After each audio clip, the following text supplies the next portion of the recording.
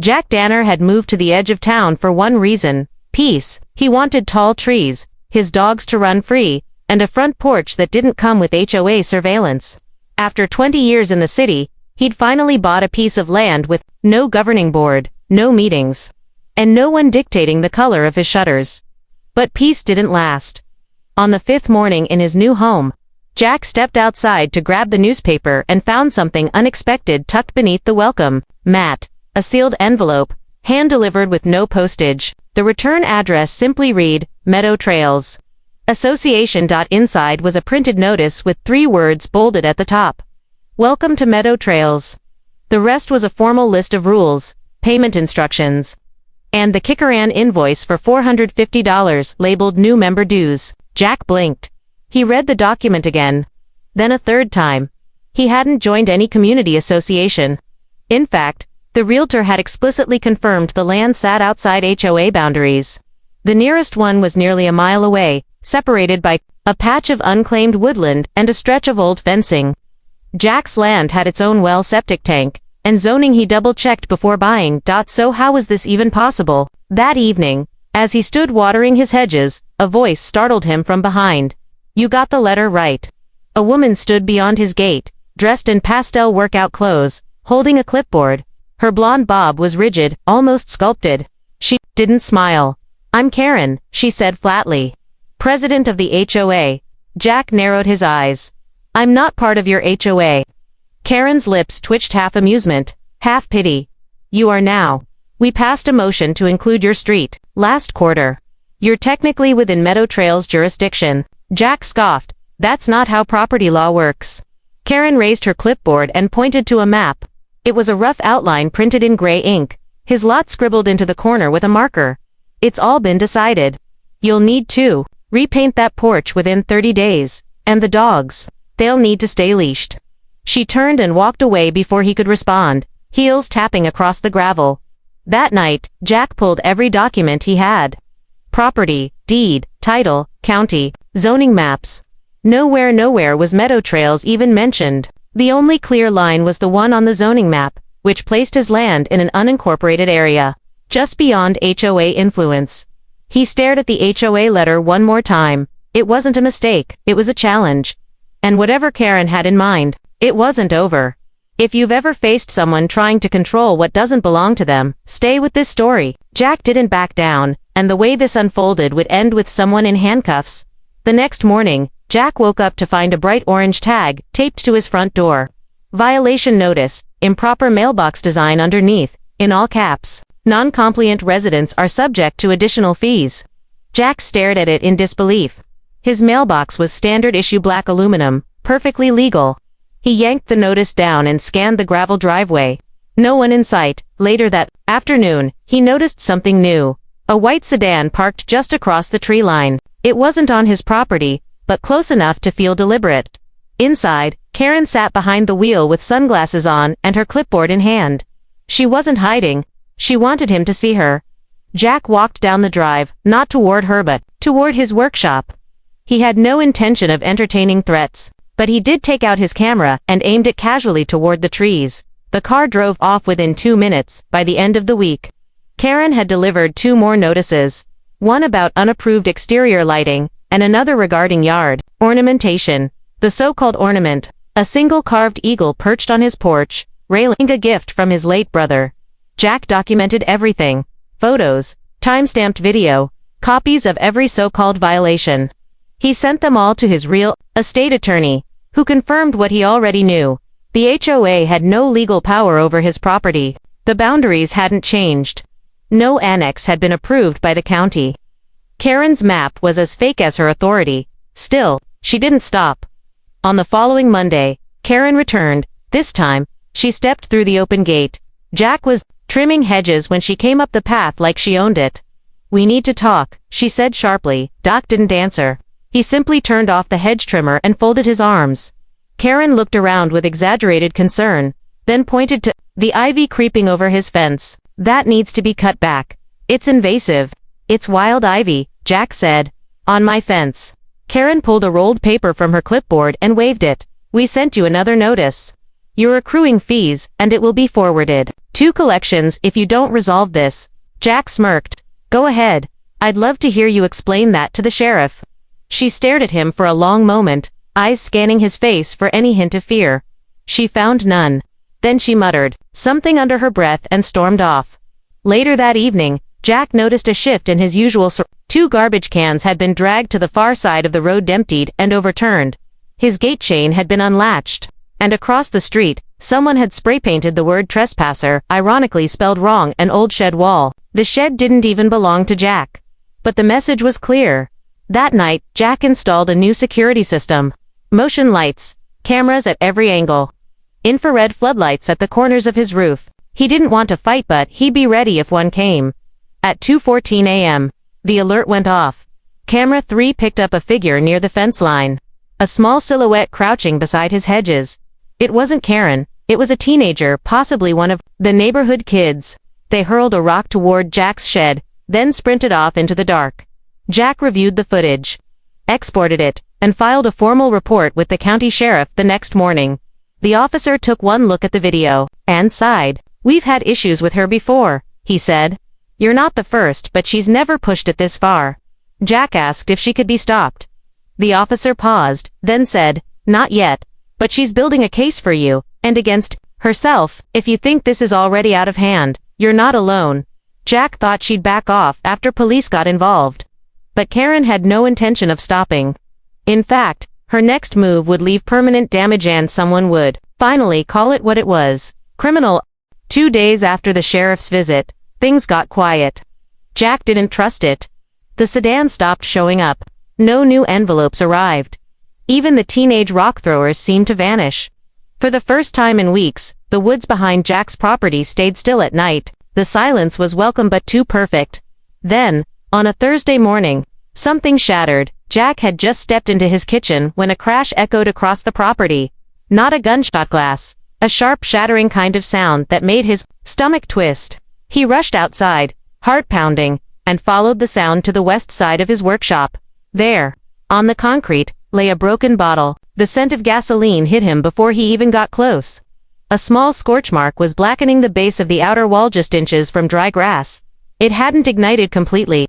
The bottle had been thrown poorly, or maybe too hastily. Cameras had caught everything. He reviewed the footage in his den, frame by frame.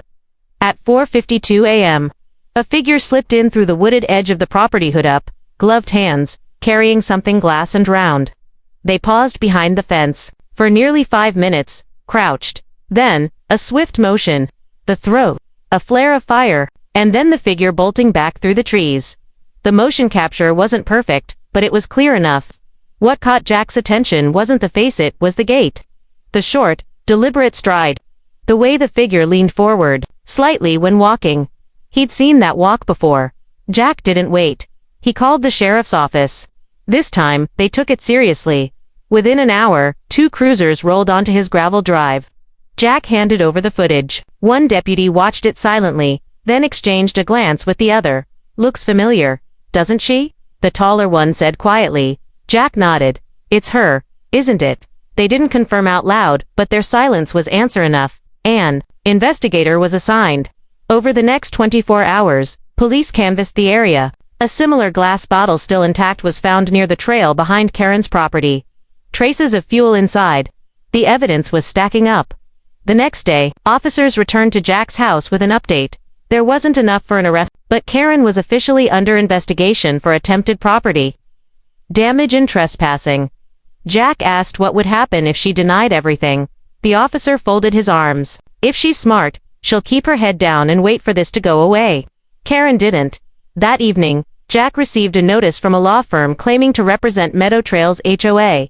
The letter accused him of defamation, slander, and ongoing aggression against a registered community leader. It threatened to take him to civil court unless he agreed to immediate compliance and paid back dues with penalty fees. Jack laughed when he read it. Then he sent it straight to his lawyer. The letter was a bluff. The HOA had no jurisdiction. And, worse for them, Jack had been quietly documenting every letter, every visit, every interaction. His lawyer sent a counter letter, one that carried weight, a formal cease and desist, filed with attached footage and sworn statements. But Karen wasn't done bluffing. 2 nights later, Jack's fence was slashed. 5 vertical gashes deep into the wood. They didn't seem random, they looked deliberate, like a warning. One of the boards had the letter X carved into it. This time, Jack didn't call the sheriff. He called a private investigator. Karen thought she was dealing with someone who'd fold under pressure. What she didn't realize was that Jack was done playing defense. If you thought she was bold before, what Jack uncovers next will explain why she's so desperate to control him, and why she'd do anything to keep her secrets from coming out. Stay with it, because the real motive is just beginning to surface. The investigator Jack hired was named Eli Calder, a quiet man, mid-40s, with a calm demeanor that felt more dangerous than reassuring. Eli didn't ask many questions, requested every file, video, and image Jack had collected so far. He examined the footage of the bottle thrower 3 times in a row, slowing it down frame by frame. She's left-handed, Eli muttered, eyes fixed on the screen, walks with a slight limp. That's either from an old injury or it's fake. But if it's fake, she's been consistent. Jack leaned over the table. What does that mean? Eli didn't answer directly. Instead, he tapped a key on the laptop and paused on a still image. She's done this before. That afternoon, Eli went door to door, disguised as a cable repairman. He wasn't looking for confrontation, he was looking for patterns. Quiet complaints. Things the HOA never logged. What he found shocked even Jack.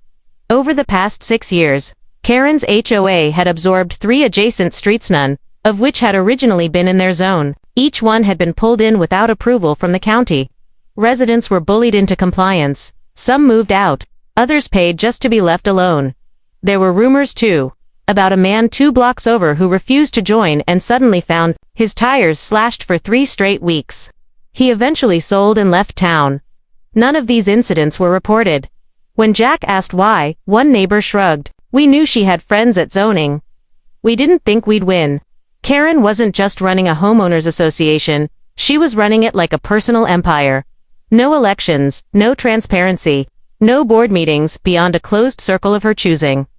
The question was, why? Eli dug deeper, filing open records requests and checking zoning office records. Late one night, while sifting through a stack of scanned documents, Jack heard Eli's voice from the next room. Found it.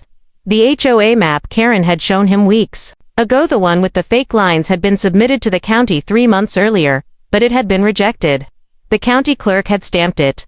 Boundary change denied. Insufficient approval. Karen had never told anyone. She had acted as if the expansion was approved, and counted on people being too afraid or too confused to challenge it. She was weaponizing fear, not law. But there was more. Attached to the denied application was a handwritten note, a personal letter Karen had submitted along with the map. It was labeled Addendum 4, and addressed to someone named R. Vellner. Jack's brow furrowed. Who's that? Eli looked up. Robert Vellner, former zoning supervisor. Retired. Last year. The date on the letter was just 3 days before his retirement. Eli made a call. An hour later, he had confirmation. Karen and Vellner had gone to high school together. And there were photos of them at a local fundraiser 6 months ago. Jack sat back in his chair. So that's how she did it. Favoritism. Personal leverage. Old connections. Karen didn't play by rules. She bent them until they snapped and hoped no one was watching. But Jack was watching now, and he had more than enough to go public. That evening, he reached out to a local journalist named Miranda, who had covered shady HOA tactics in the past. Jack sent her the footage, the rejected map, the graffiti, the lawyer letter, everything. She didn't hesitate. This'll air within the week, she said. People need to know. Jack felt something shift. For the first time, the fight wasn't just about him. Karen thought she was untouchable. But what happens when her own lies are read aloud on the evening news? What Jack set in motion would ripple through every street she thought she controlled, and one unexpected voice would finally speak against her. On Friday night, just after the 10 p.m. weather segment faded, the local anchor leaned into the camera with an unexpected headline. Tonight's special report. When HOA power goes too far.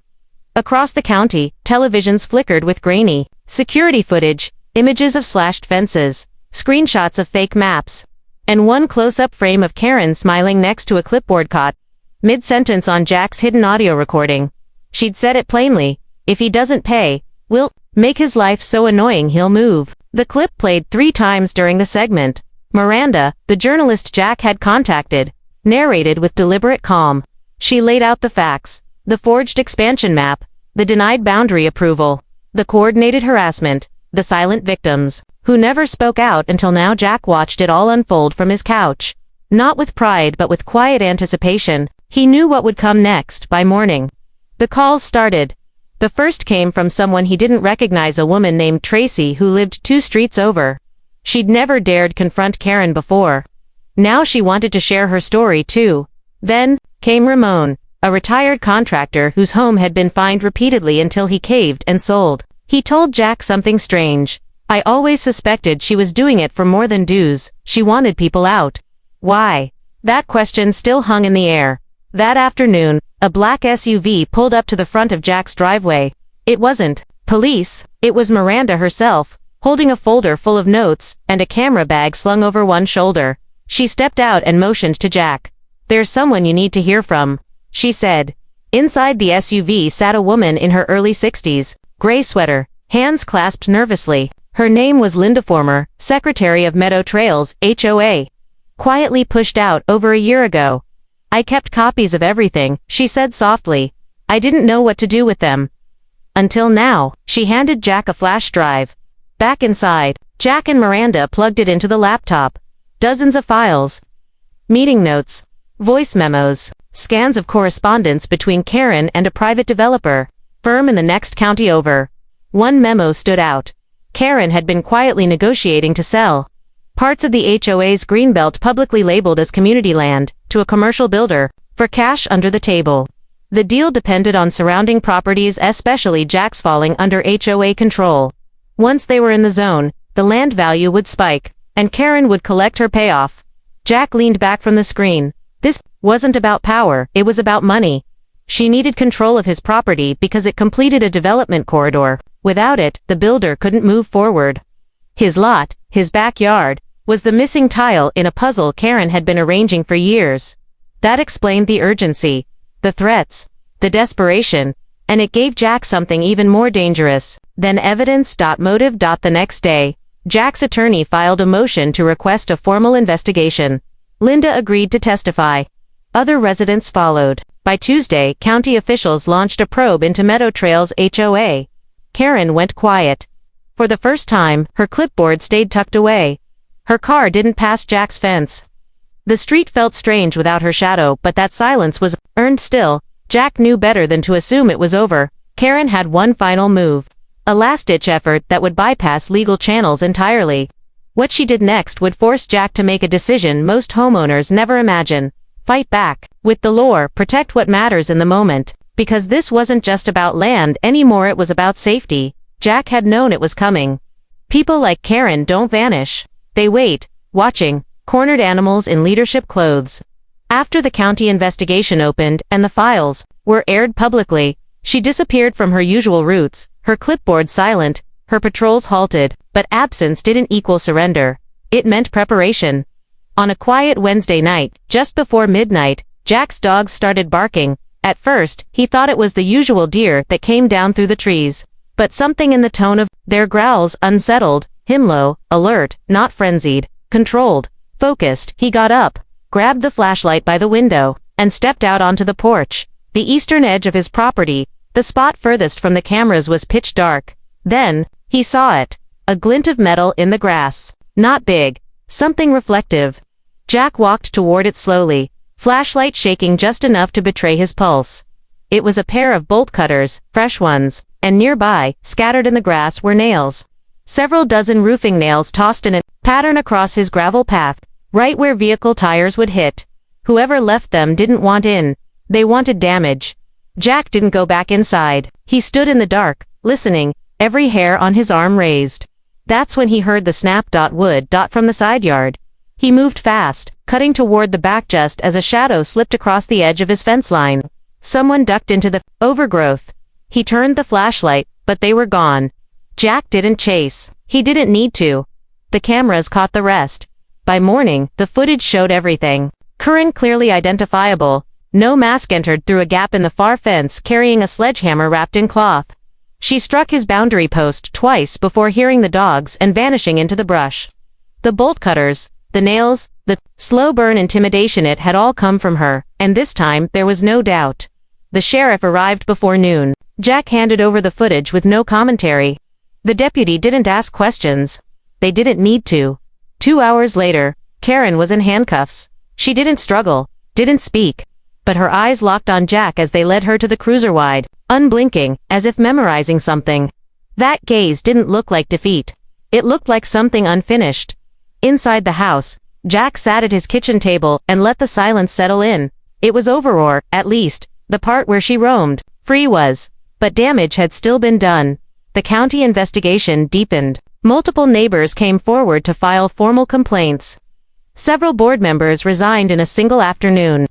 The HOA lost its operational standing 2 weeks later. Their bylaws were suspended pending a full audit. And Jack, he declined interviews. He didn't want to be a face on the news, but he did agree to give a short statement treed anonymously at a town meeting. He kept it short.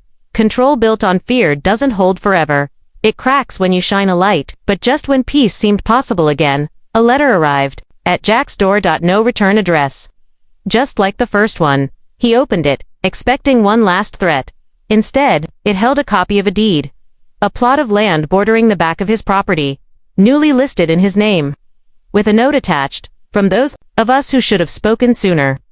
Thank you for not backing down. Karen had tried to take what wasn't hers, but what she ended up doing was giving Jack something she never intended, the respect of an entire neighborhood and something else he hadn't expected at all. In the final chapter, Jack learns the full truth behind the land, the development deal, and one buried document that changes what he thought he knew about his own property. Because this didn't just end with her arrest, it revealed something bigger she was trying to hide.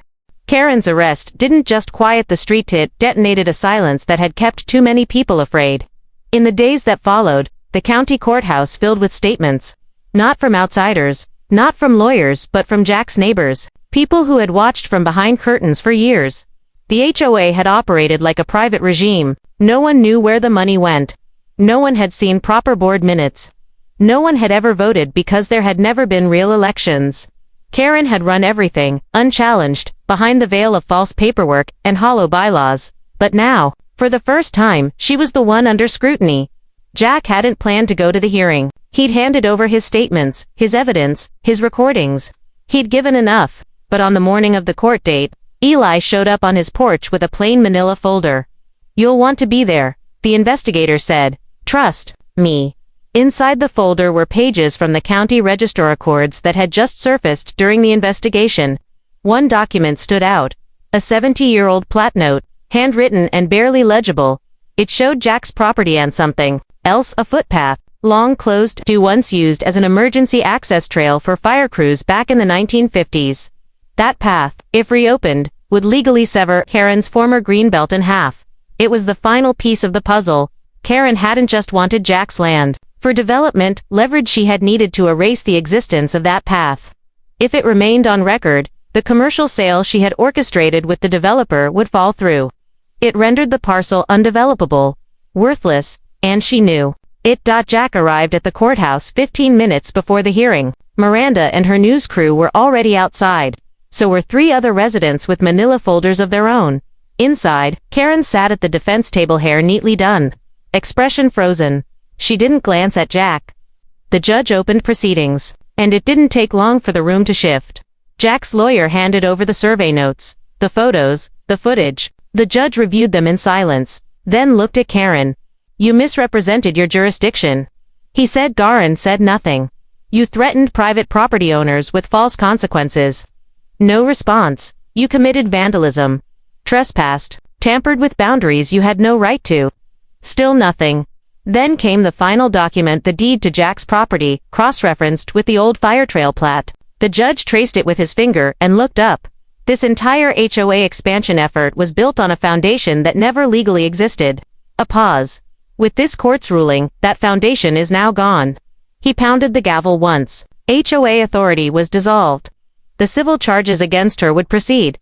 And Jack, his name was cleared, not just legally, but publicly, on his way out of the courthouse.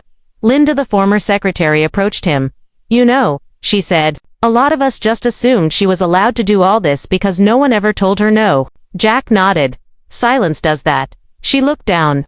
Thanks for not being silent. Jack walked back to his truck with the papers still in hand.